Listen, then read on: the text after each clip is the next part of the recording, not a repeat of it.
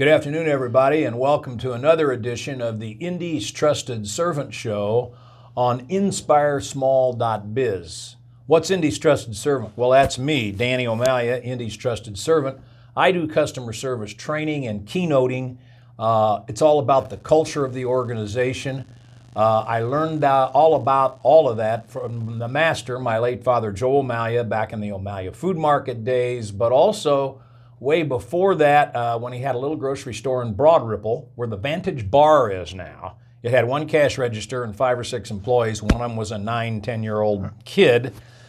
He lost that store, came back 10 years later and successfully launched O'Malia Food Markets with 9 stores and almost 1,000 employees. And one of my lessons was never, ever, ever give up. At any rate, if you're interested in talking to me about my customer service trainings or keynotings, why, give me a call at 317-413-9062. What's the Indy's Trusted Servant Show? On InspireSmall.biz, I like to describe it as lively local small biz and community talk where you can feel the pulse of Indy. And today, my guest is the Bank of O'Malia Investment Companies and also a client of mine in my customer service keynoting, John DeLucia of Citizen State Bank and the self-proclaimed Hoosier Banker. John, welcome to the show. Thank you so much, Danny. It's a pleasure. It's good to have you. Had John on the radio show years ago to talk about Citizen State Bank and its history and where they're located and so on and so forth. Huge advocate of regional and local banks. I think that's the small business's friend. So John, tell us a little bit about your background and then when you get to Citizen State, how long you've been there, and then we'll talk Citizen State, and then, if we have time, John DeLucia for Fishers City Council. Yes. Well, no, thank you, Danny. It's such a pleasure to be on, and I know we've had you come to the bank at least twice. Twice, yeah, up in Muncie. In front of the whole bank, doing customer service training, so I'm a big fan, as you know, of Indy's Trusted Servant. Thank you, John. And that. So, yeah, my career goes back longer than I care to admit in banking. Really kind of a small business banker by trade. Now, where are you from originally? So grew up in Evansville. Oh, okay. Yeah, okay. Born in Delaware. But, oh, really? That's okay. a long. But grew that's up another, in Evansville. That's you don't remember episode. Delaware? Well, we get back there quite a bit. But you don't remember living there? No, we actually lived in New Jersey. Yeah, right across the okay. Delaware River from Wilmington. My parents are both from. Okay, and you moved to Evansville at what age? Yeah, well, Evans was like 12. We moved around. Okay. Yeah, we moved around a lot. Okay. Yeah, we moved around a lot.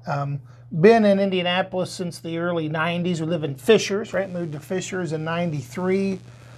Joined Citizen State Bank 10 years ago, believe it or not. Where were you before? So I spent some time at larger banks, Fifth Third, Chase, PNC. I mean, good banks. The big ones. Yeah, good banks, good people. I still have friends at every one of them, and they do a good job. Did you move to Indy to go with Citizen State? No, I was already in Fishers. You were already in Fishers. It's just been 10 years ago. Okay. Yeah, we moved to Fishers in 93. 2013, got introduced to Dan Maddox, who's our CEO and the 4th generation of the family that owns the bank. Okay, family-owned bank. That's great. Yeah, and we're actually celebrating our 150th anniversary this year. No kidding. Yeah. Are you going to have a big splash? Yeah, what? oh yeah. Let's talk about that. Ongoing, a lot of events, a lot of promotions and things that we're doing. So Newcastle is our hometown in Henry County, and proud to support really both East Central Indiana and Central Indiana that's our home.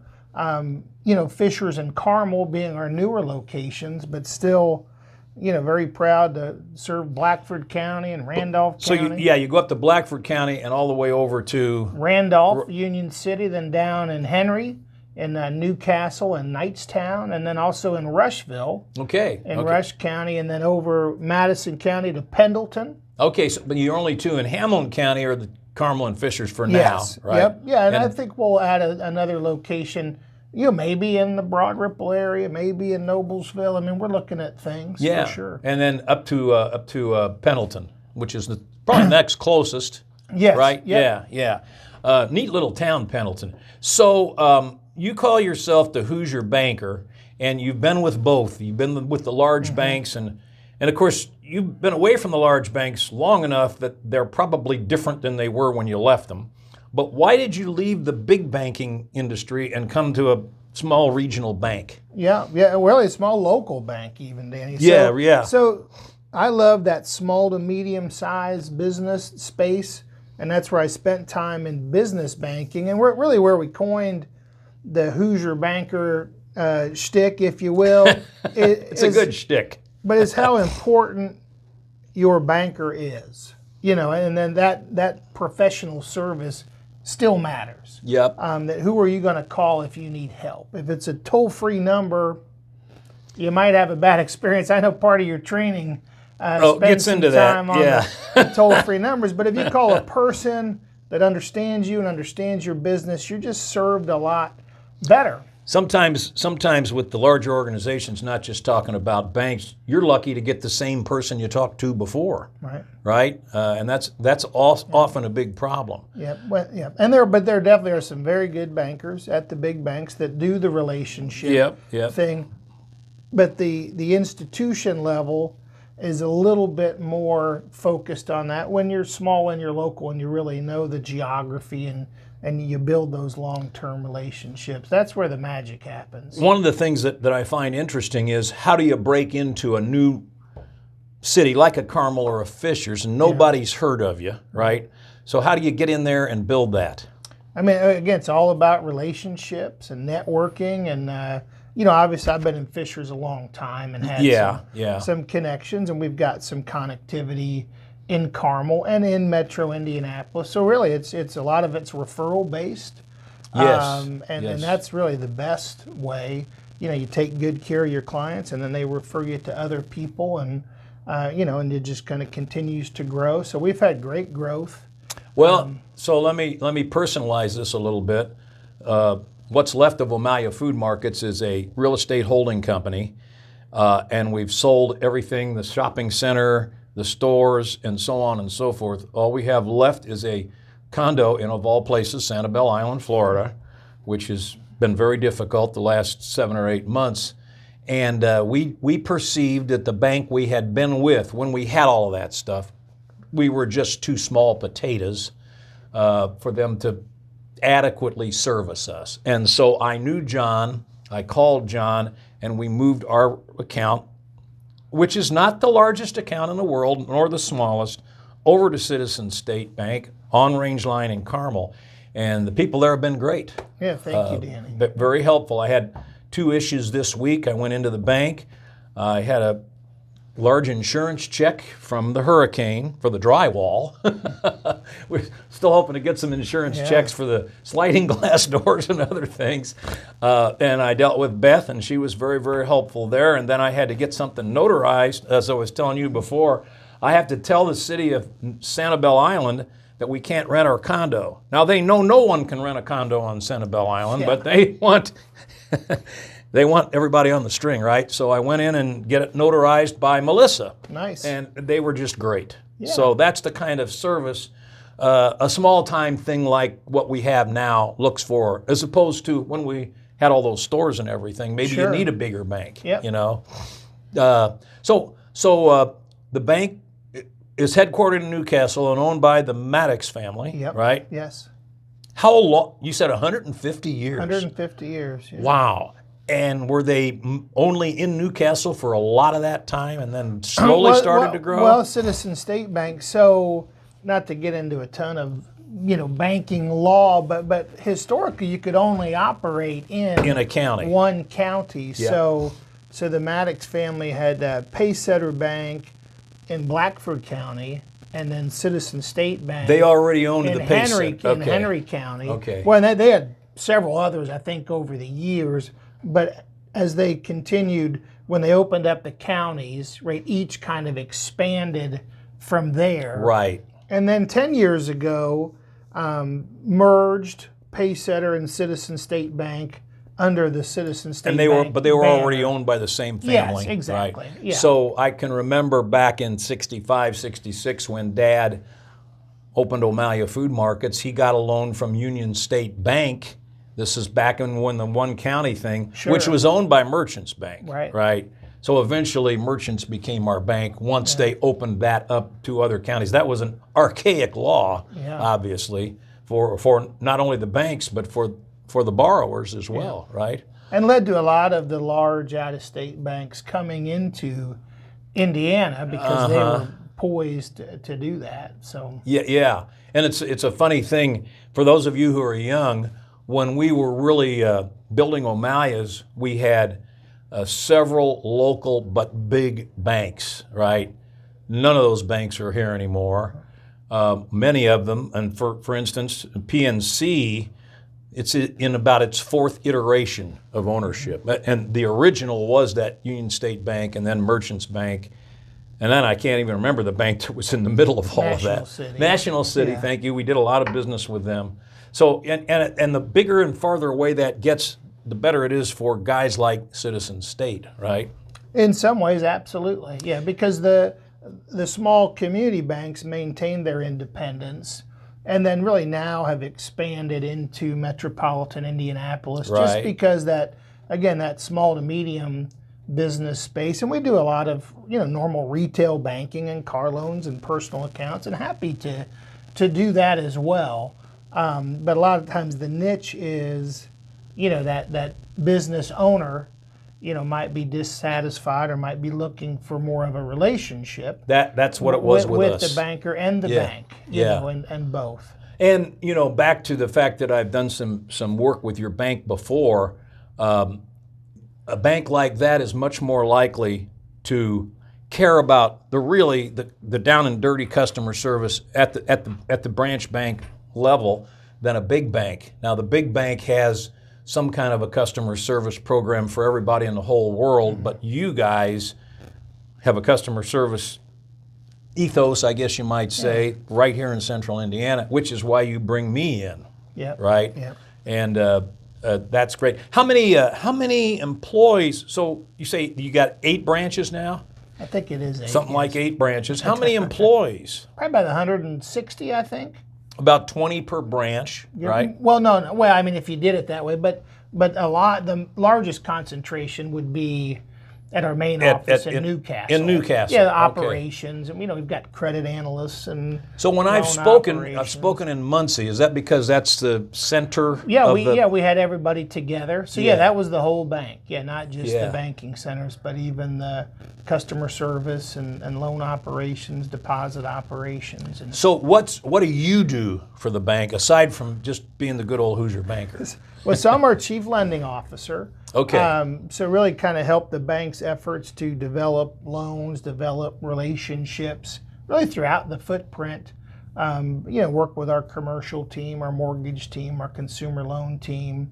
Member of the executive committee. So it's a lot of fun. Bank this size, you wear a lot of hats. And really kind of one, I keep saying I'm not going to talk about the Paycheck Protection Program, the old PPP, which was, in the pandemic, a big initiative. But we're still proud of that, even, 3 years removed from that. I think we were able to really rise to the occasion and help a lot of small business. And again, for the small businessmen, they're a lot more likely to get that kind of help from a citizen state, not that they're the only one, than a great big, huge bank, right? I would think. So let's talk about, let's go ahead and talk about Fishers for a minute. I'm curious, they're Carmel and Fishers and Westfield and Noblesville. I can remember when they were all 4 separate little cities. Sure. They just blossomed into Indianapolis North, if you will. And Fishers has got the Fishers District, and they're building that arena for the fuel, right? Very exciting, yes. Which I kind of, it's not the same, but the Palladium in Carmel, for instance. Mm-hmm. A lot of people are very critical of, financing on that kind of stuff. I look at it as if you build it, they will come. So are you happy with the direction Fishers is going as a resident? Very happy. Yeah, my wife and I moved there in 1993. We've raised our 3 children. Did they go to there. Southeastern or Fishers? Well, so our oldest, Josh, went to HSC High School, and then our younger 2, Jillian and Jack, went to Fishers High School because there was just Hamilton Southeastern with Josh went to high school. Do you know the building in Fishers on Hague Road that was the original Fishers High School? I do. Yeah. Incredible. Yeah. That little building wouldn't even be an elementary or kindergarten anymore, Yeah. Well, right? and they still have reunions, so I think, I don't hold me to the exact date, like 68 might have been when HSC opened. Yeah, So when I Fishers was in high school, yeah. that was Fishers High School. I graduated in '65, and when I go by there all the time, and I think, gosh darn. Yeah. And if you go to Carmel and you look at what was Carmel High School there on Rangeline Road, or I'm sorry, on Main Street, well, I don't even know if that building's still there or not. I don't think it is. Just so small. Yeah, they've done a nice job kind of tying the history of Fishers High School to the new Fishers High School, and they still have reunions and a lot of the memorabilia in there. And then Hamilton Southeastern now is over 50 years, and well, so they're both doing very well. I tip my hat. I'm a resident of Carmel, and I love what's going on in Carmel. But I tip my hat to the Hamilton Southeastern schools for having the two high schools as opposed to just the one. I don't want to get too deeply involved in that, except to say twice the number of kids can be in the band, twice the number of kids can play basketball, and so on and so forth. And at some point, a school becomes, not that Fishers and Hamilton Southeastern are small, No. right? Yeah. But a school might get too big for the average kid. Yeah, and they're but then they compete very well. And I had the honor of serving on the school board for 8.5 years. God bless you for that. Southeastern School Board, so was happy to do that. Both high schools were opened when I was on the board, so I wasn't part of that. Well, then let's talk a little bit about your run for city council, why you're doing it, and what's the give us the whole scoop. Sure. Go ahead and hold that. I'm not sure. There you go. John DeLucia for City Council in Fishers. So, and one thing that's very nice about working for an organization like Citizen State Bank is, our mission is to help our clients, our coworkers, and our communities succeed. So to that end, Dan was very supportive of me serving on the school board when I came to work for the bank. And also is supportive of me running for city council. Which is going to take some time. Yes. Yep. So lived there almost 30 years, 8.5 years on the school board. So Fishers is really our adopted hometown. Amy and I have raised our kids there. Right? We go to St. Louis de Montfort. Boy, I love St. Louis de Montfort. and so really just interested in serving the community, Dan. I mean, that's what's driving me. I like the direction Fishers is going. I like a lot of the new things, and we want to just continue the good things that are happening, and I just kind of want to lend my experience to help serve there. So we've just passed the primary, right? Yes. So you won the primary, or did you need to run in the primary? Unopposed. So unopposed you're still in on the primary. Ballot, so then Now, how many people are you running against? one. A Democrat? So yes. Okay. Yeah. So it's the North Central district that I'm seeking, which is the North Central part of Fishers. What would you say to the voters in that area why they should vote for DeLucia, the Hoosier banker? Well, again, long-term resident, served in the Navy, served on the school board. Been on the school board, yeah. Interested in serving the community. I like the direction Fishers has been going. I really want to kind of lend my voice and business experience and kind of be mindful of, small businesses as we attract. There's some real headline attractions which are wonderful. But also want to make sure we're serving the small business owners as well. A quick small business story vis-a-vis Fishers. So my brother, my cousin Bill Weghorst, is Broccoli Bill. And he started his produce stand about 30 years ago in, Westfield, but at the Westfield-Carmel border on Gray Road. His son, Mark, started this a franchise of this slap fish. Have you ever been to slap fish? Yeah. Well, his first one was in Broccoli Bill's on Gray Road, I don't know how many years ago. Second one, he went down to Mass Avenue, went into a bar that had closed, going great guns, and it's very small business, but very, very important business, and he just opened in the Fishers district. Oh, nice. And the fact that a small business like that can get into a place like the Fishers district, which I assume has pretty high rent, is emblematic of what's important about that. Yeah, you got all the big chains, you got Portillo's and all that's great, but you got the little guys too. Yeah, well, quality of life is number one, Danny. Public safety is critical. Yes. As well, and you know, keeping taxes low and all of that. yeah, very important. And having been an Indy guy, and I'm an Indy guy, but I go to a dinner, and I live in Carmel, so I like to go to the, you know, Carmel district, the Arts and Design district for dinner. And I've been over to Fisher's a lot for lunch. Places are packed, packed. Downtown Indianapolis is hurting. And the safety thing is a big issue, right? It is, yeah. And just that's too bad. But hopefully things will get back up.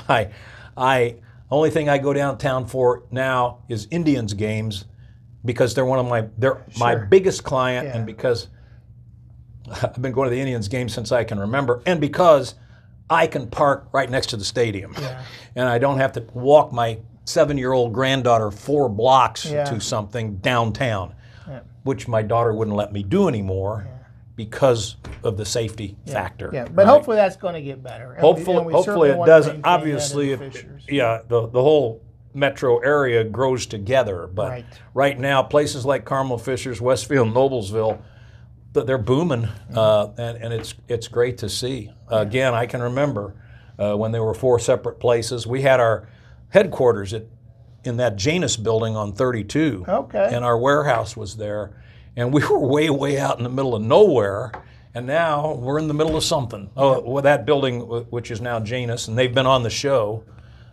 It's just amazing. Oh, it's a great organization. So, John, give us contact information for the bank, however much you want. Well, yeah, so and if you want to give your phone number or some phone number. Yeah, so our website's mycsbin.com. I give my cell phone number to anyone that wants to reach me, 317-250-9982. I should have it memorized. I'm on the cusp.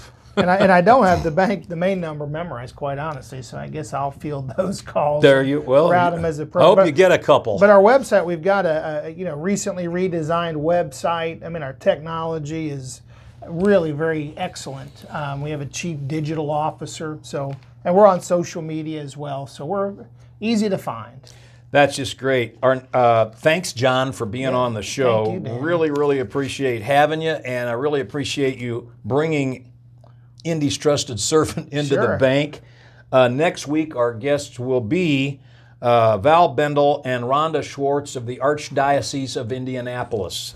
Thanks again to Ryan Henry for offering me the opportunity to host all these wonderful people, including the Hoosier banker, John DeLucia. Good luck in your election. Thank you, Danny. And tell everybody at the bank I said hi. We'll see you next week. All right. Thanks, Danny.